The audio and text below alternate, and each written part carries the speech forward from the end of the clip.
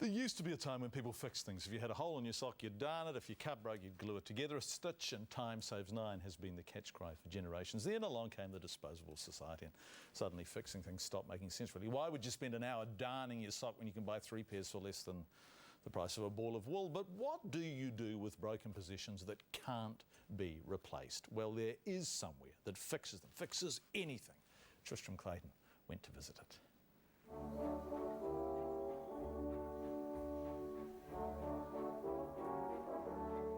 If it's broken, Right Way Studios in East Auckland can fix it.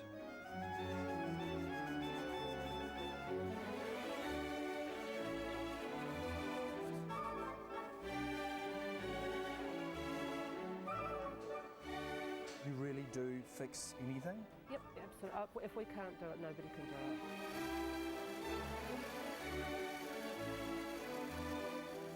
And in this Aladdin's cave of broken treasures, Trilby Conway can prove what she says. Yes, this photograph here was in a fire, and that's all we had left of it, basically, so it's been restored to that. This piece here is a plate that we've done a full restoration to this side of it. Looked quite normal on that side. It's absolutely perfect on that side, and that's how many pieces it was in.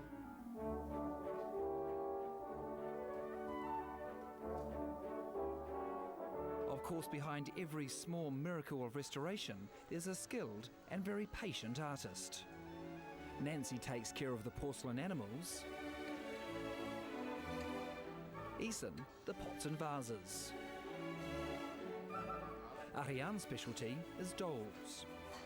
Some are very damaged, like we can have a broken head, like this, porcelain head, and that's all broken, so we need to actually re-glue, seal, fill, sand, and paint exactly the same thing.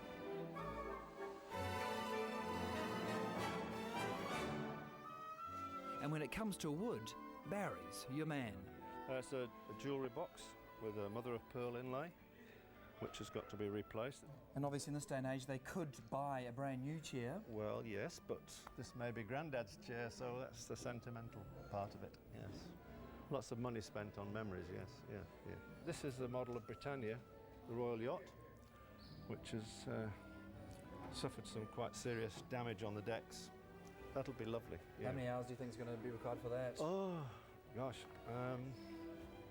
probably 6 months' work.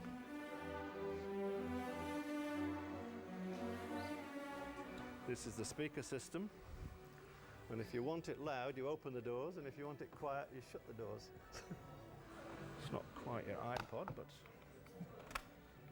just go. Are you ready?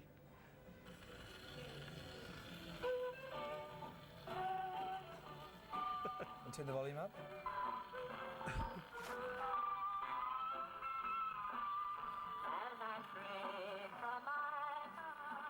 In all, 16 full-time restorers work at the studio, making it the biggest in the Southern Hemisphere. It's neat, isn't it? The people here are just so talented, and there's such a vast array of talent, I think, more than anything else, that they will, and they've got the attitude that they don't want to be beaten by anything, so they'll do it. Trilby says most damage comes down to 3 things: cats, kids and cleaners.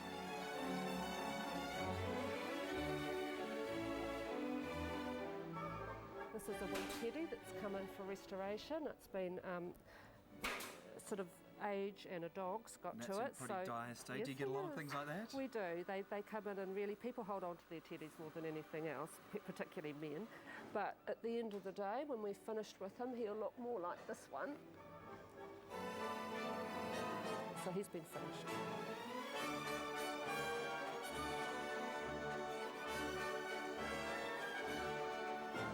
Well, I came in to collect this plate. It's an antique. It's done, it must be 150 years old, I suppose. It's got Louis XVI in the middle and all his wives around. And what was the problem with it? It was scrubbed with Jif and all the gold came off it, so it had to be retouched. And I'm very lucky that and this young lady on my left here fixed it all up for me. And you're pleased with it? Oh, yeah. How was it before compared to now? Oh, this is just 100%. It's excellent. It's the best I've ever seen it, but I haven't been around for 150 years, of course. And while the studio has had its fair share of big jobs, including a $50,000 painting and a 2,000-year-old Peruvian statue, most work is done for sentimental rather than financial reasons.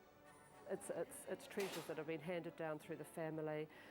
Even if they can buy another one in an antique store, if they found it, it's not Auntie Mary's or whatever. So yeah, no, it is, and that's what I think's lovely about it. It's people care enough to have something repaired if it's broken.